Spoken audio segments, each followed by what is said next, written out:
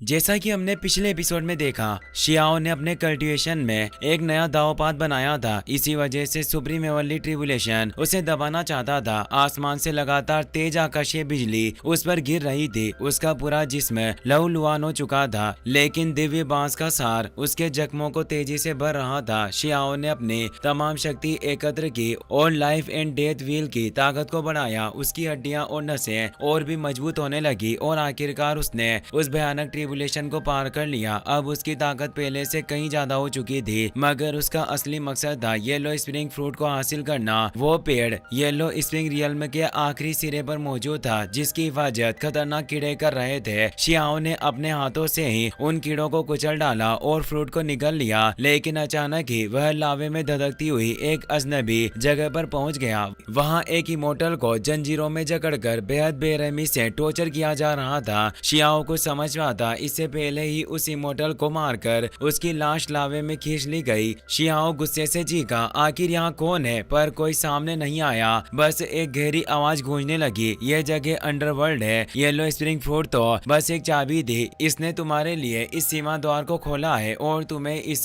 पिघले हुए पीले दरिया में ले आया। अब तुम्हारी आत्मा का इंतहाम होगा। अगर यहाँ मर गए तो धुएं की तरह हमेशा के लिए मिट जाओगे। इतना सुनते ही लावे से निकली भेड़ियों ने शियाओ को जकड़ लिया। वो आवाज फिर आई, जहाँ सिर्फ वही लोग जिंदा बचते हैं जिनकी प्रीमोर्डियल स्पीड बेहद सख्त और मुकम्मल हो चुकी हो। अगर तुम भी काबिल हुए तो निकल पाओगे। शियाओ ने तेज बिजली के वार से उन भेड़ियों को तोड़ने की कोशिश की, मगर नाकाम रहा और उसे लावे में खींच लिया गया। तभी उसने अपने ओनली केव मेथड का इस्तेमाल किया। एक तेज ऊर्जा के साथ वो लावा पकड़कर बाहर निकला। उसकी ताकत इतनी थी कि भेड़ियां भी टूट गई। उसने अपनी पूरी पावर फैलाकर मेग्मा पर हमला किया, लेकिन तभी आसमान से तीरों की बारिश होने लगी। शियाओ ने उन्हें भी दूर कर दिया और अपनी डालुआ इमोर्टल स्वॉर्ड बाहर निकाल ली। तेज स्लेश से वो मेग्मा पर वार करने लगा। तभी आवाज फिर गूंजी, इस ट्रायल से कोई बच नहीं सकता। यहाँ आने के बाद आत्मा पर कब्जा होना तय है। और एक नहीं और भी विशालकाय चेन ने शियाओ को जकड़ लिया। उसके माथे पर तीर आ लगा। शियाओ अपना काबू खो बैठा। डालुआ इमोर्टल स्वॉर्ड उसके हाथ से छूट गई और वो नीचे गिरने लगा। जगह अचानक बदल गई। अब कहीं डार्क हैंड से उसकी बॉडी को जकड़ रहे थे। उसे एहसास हुआ कि येलो स्प्रिंग फ्रूट कोई ट्रेजर नहीं बल्कि एक इल्यूजन है, एक फरेब जो लोगों को फंसाता है। शियाओ ने सोचा, अगर मैं इस इटर्नल डार्कनेस में गिर गया तो फिर कभी जाग नहीं पाऊंगा। डार्क हैंड्स ने उसे पूरी तरह से ढक लिया। फिर हमें दिखाया जाता है शियाओ की सोल एक खौफनाक जगह पर भटक रही है, जहाँ चारों तरफ से हड्डियां पड़ी थी। उसकी सारी यादें मिट चुकी थी। उसे ये तक याद नहीं कि वो कौन है, वो यहाँ क्यों है। वो आगे बढ़ता है, उसे ये भी नहीं मालूम कि वो इस जगह में कितने सालों से भटक रहा है। तभी उसे एक तेज ओरा के साथ चमकता हुआ सूट दिखाई दिया, जिससे उसे एक जाना पहचाना एहसास हुआ। वो असल में उसकी अपनी बॉडी थी जो अब कंकाल बन चुकी थी। बस उसका आर्मर बचा था। शियाओ की सोल अपनी बॉडी के पास आई, जहाँ उसकी डालुआ इमोर्टल स्वॉर्ड भी पड़ी थी। उसने तलवार को छुआ, जिससे तेज ऊर्जा निकली और उसकी यादें लौटने लगी। वो समझ गया, मैं शियाओ हूँ। मैंने कई महान अवसर हासिल किए थे, लेकिन येलो स्प्रिंग फ्रूट खाने के बाद मैं अंडरवर्ल्ड में फंस गया। इस अंधेरे ने मुझे खींच लिया। वो कहता है, मैं हेवनली सम्राट हूँ और मैं इस येलो स्प्रिंग इल्यूजन में फंस गया था, लेकिन ग्रेट वर्ल्ड मेरा इंतजार कर रहा है। मुझे यहाँ से निकलना ही होगा। ये जगह मुझे कैद नहीं कर सकती। उसके गुस्से से एक तेज ऊर्जा फूट रही थी। उसी एनर्जी से येलो स्प्रिंग की उस रहस्यमयी आवाज के साथ वहाँ एक फॉर्मेशन उभर आया। आवाज बताती है, जिन लोगों की इच्छा शक्ति मजबूत नहीं होती वो इस जगह पर जिंदा नहीं रह सकते, लेकिन मैं तुम्हें रीइंकार्नेशन यानी पुनर्जन्म का अवसर दे सकता हूँ, जिससे तुम सब कुछ भूलाकर एक नई शुरुआत कर सकोगे। शियाओ का गुस्सा और भी बढ़ गया। वो बोला, मैं हूँ। ऐसा कभी मत सोचना कि तुम मेरी पूरी यादें मिटा सकते हो। आवाज ने जवाब दिया, यह सब एक इम्तिहान है। अब तुम्हारी पहली पुनर्जन्म लाइफ शुरू होती है। पहली जिंदगी सब कुछ अच्छा था। वो स्टोन विलेज पहुंचा, जहाँ उसके माता पिता भी साथ थे, मगर दिल में कहीं न कहीं एक खालीपन सा था। उसके पास वही डालुआ इमोर्टल स्वॉर्ड भी थी, जिससे वो लगातार अभ्यास करता रहता। वो कभी भी ट्रेनिंग में कोताही नहीं करता। अतीत की बातें शायद धुंधली थी, मगर आगे बढ़ने का जज्बा कभी धुंधला नहीं पड़ा। दूसरी जिंदगी में जब उसने दोबारा आंखें खोली तो वही इमोर्टल स्वॉर्ड अब भी उसके पास थी। सब कुछ किसी सपने जैसा लग रहा था। वो सोचने लगा, क्या ये मेरा कोई सपना है या फिर वाकई में ये कोई दूसरी जिंदगी है जिसे मैं जी रहा हूँ। लेकिन जल्दी एक और खतरा आने वाला था। उसे एहसास था कि दूसरी दुनिया के विदेशी जानवर हमला करने करने वाले थे उसे समझ आ गया मुझे इस इल्यूजन को तोड़ना ही होगा।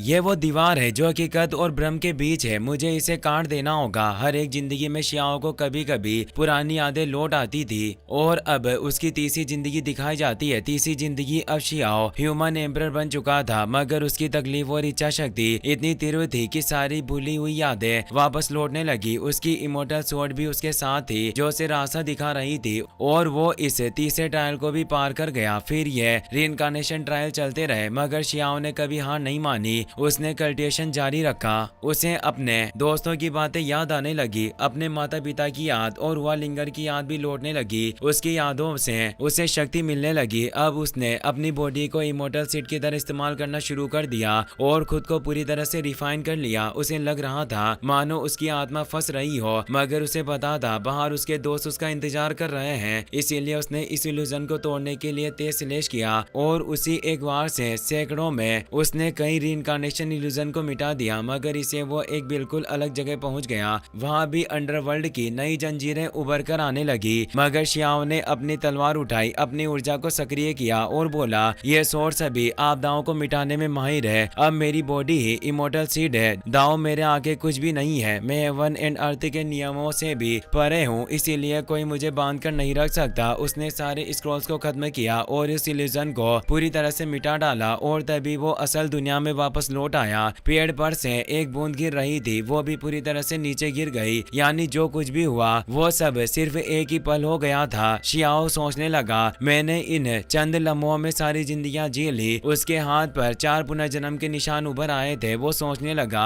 अभी तक जो कुछ भी हुआ वो जैसे मेरी हथेली पर उकेरा गया है, मगर मैं अब भी नहीं जानता कि इस येलो स्प्रिंग फ्रूट में आखिर ऐसा क्या था जो ये इतना खतरनाक था। और अब वो उस पेड़ के सारे फ्रूट्स अपने पास रख लेता है और तेजी से वहां से निकल जाता है। वो उस भित्ति चित्र से भी बाहर आ चुका था। फिर वो उस बूढ़े दादाजी को धन्यवाद देता है, आपकी वजह से मैं दिव्य बांस के सार और येलो स्प्रिंग फ्रूट को हासिल कर सका। वो पूछता है इस पहाड़ में आखिर क्या छुपा हुआ है। बूढ़े दादाजी जवाब देते हैं यहाँ हजारों हीरोज की स्पिरिट दफन है जो अपने भाग्य का इंतजार कर रहे हैं ताकि एक दिन वो फिर से बैटलफील्ड पर लौट सके। इसीलिए इस जगह को एशियन हीरोइक बुरियल ग्राउंड कहा जाता है। शियाओ उन्हें फिर से धन्यवाद देकर वहां से रवाना हो जाता है। वहीं हमें इमोर्टल माउंट का सीन दिखाया जाता है जहां इमोर्टल एशियन और बाकी एकेडमी के डिसिबल मौजूद थे। शुआंग जिसे शियाओ ने हराया था उसे यकीन हो चला था कि वांग अब मर चुका है क्योंकि ट्रिबुलेशन खत्म हो चुका था। वो सबके सामने कहती है अगर वांग वाकई इतना ताकतवर होता तो अब तक बाहर आ चुका होता, लेकिन नहीं, वो तो बस अपनी ताकत का दिखावा कर रहा था। मुझे लगता है कि बेचारा दिखावे के चक्कर में सूली चढ़ गया। तभी शियाओ वहां जाता है। शियाओ मुस्कुराकर कहता है बेहतर होगा अगर तुम गपशप की बजाय अपनी ताकत को बढ़ाने में वक्त लगाती, पर तुम जैसी औरतों को तो बात करने के सिवा आता ही क्या है। वांगशी हैरान रह जाती है क्योंकि शियाओ के जिस्म पर एक भी जख्म नहीं था। वो सोचती है हम तो इतनी दूर खड़े होकर भी चोट खा गए और ये बंदा ऐसे इत्मीनान से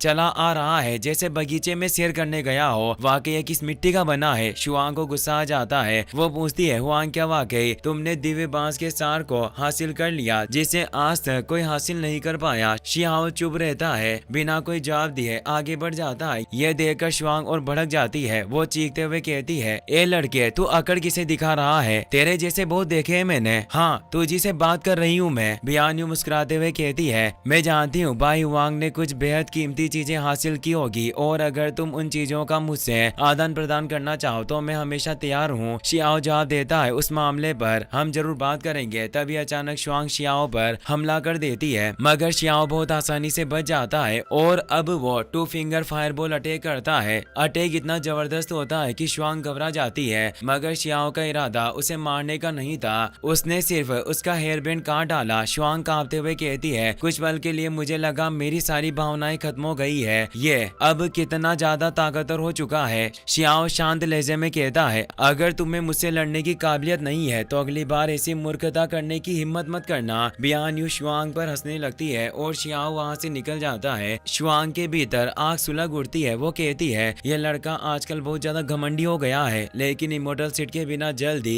मेरे कदमों तले रौंदा जाएगा। वांग शी भी उससे सहमति जताती है सही कह रही हो, हुआंग ने अभी तक किसी रॉयल फैमिली को ज्वाइन तक नहीं किया, वो तो आम लोगों के बीच ही सड़कर मर जाएगा। बियान्यू मुस्कुराते हुए कहती है मुझे तो ऐसा नहीं लगता। सीन कट होता है। फिर इमोर्टल माउंट के मेन एरिया को देखते हैं, वहाँ सैकड़ों स्पिरिट्स मौजूद होती है। ये वही आत्माएं थी जिनका जिक्र उस बुजुर्ग दादाजी ने किया था। इन आत्माओं के पास छिपे हुए थे इमोर्टल एशियन सीक्रेट टेक्निक्स। काओ यूशेंग वहाँ पहले से ही मौजूद था और वो इन स्पिरिट की यादों को देखकर टेक्निक्स सीखने की कोशिश कर रहा था। तभी एक हाथ उसकी ओर बढ़ता है, वो घबरा जाता है और अचानक हमला कर देता है, मगर सामने कोई और नहीं शियाओ था। शियाओ हंसते हुए कहता है, मोटे क्या कर रहा है तू? अपने भाई को भी भूल गया क्या? और तू इन आत्माओं के बीच क्या कर रहा था? काओ यूशेंग जवाब देता है, मैं बस इनकी यादों से टेक्निक सीखने की कोशिश कर रहा था और तू तो दिव्य सार लेने गया था, इतनी जल्दी लौट आया, क्या कोई खजाना मिला? शियाओ मुस्कुराकर एक येलो स्प्रिंग फ्रूट दिखाता है। ये येलो स्प्रिंग फ्रूट तुम्हारी प्रीमोडियल स्पीड को और मजबूत बना सकता है, लेकिन इसके लिए बेमिसाल दर्द सहना होगा। क्या तुम तैयार हो? काओ यूशेंग फ्रूट को गौर से देखता है और कहता है, मुझे इसमें कुछ अच्छा महसूस नहीं हो रहा, मैं इसे लापरवाही से नहीं खा सकता। तभी अचानक लिटिल बनी आ जाती है, वो झपटा मारकर फल छीन लेती है। यह तो बहुत सुगंधित है, मुझे हर तरह के इमोर्टल फ्रूट खाने पसंद है और मैं किसी को भी नहीं छोड़ती। शियाओ घबरा जाता है, वो उसे रोकने की कोशिश करता है, रुको ये कोई आम फल नहीं है, मगर लिटिल बनी नहीं सुनती। वो गप करके फल निकल जाती है और अगले ही पल वो वहां से टेलीपोर्ट होकर अंडरग्राउंड में चली जाती है। शियाओ से बचा नहीं पाता। गॉडेस लियू की आवाज सुनाई देती है, किस्मत को कोई नहीं बदल सकता, लेकिन अगर आप चाहें तो इस वीडियो को लाइक और शेयर करके उन लोगों से अलग बन सकते हैं जो अपनी जिंदगी में कुछ करना ही नहीं चाहते।